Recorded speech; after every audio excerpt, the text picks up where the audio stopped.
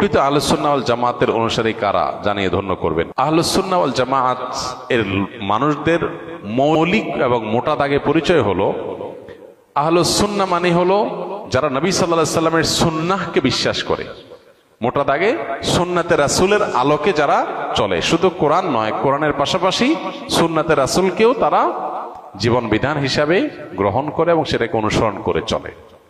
যারা সুন্নাতকে অস্বীকার করে, সুন্নাতকে মানে না, শুধু কোরআনকে মানার কথা বলে, এরা আহলুস সুন্নাহ না। এরা মূলত মুনকিরে হাদিস, হাদিস অস্বীকারী, যাদেরকে আহলে কোরআন বলা হয়।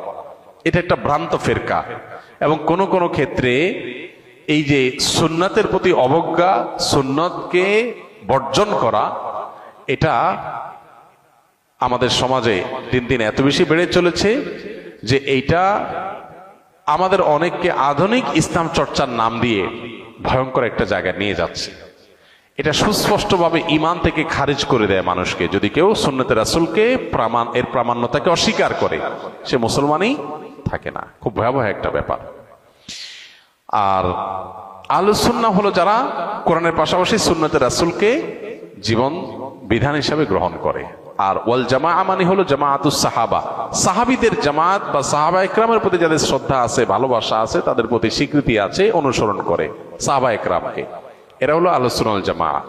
অর্থাৎ একদিকে রাসূল আকরাম সাল্লাল্লাহু আলাইহি ওয়াসাল্লাম সুন্নাহকে তারা মানে, আর অপরদিকে সাহাবা ইকরামের ব্যাখ্যা বিশ্লেষণ, মোটা দাগে সাহাবা ইকরামকে অনুকরণীয় মনে করে।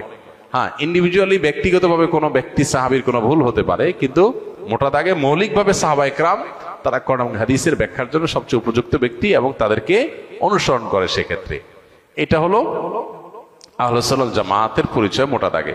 এর বাইরে আসল জামাতের বৈশিষ্ট্য, তাদের আলামত, তাদের বিশ্বাস বিস্তারিত, এগুলো নিয়ে অনেক ছোট বড় বই পুস্তক লেখা আছে বিস্তারিত, সেগুলোতে আমরা দেখে নিতে পারবো ইনশাআল্লাহ।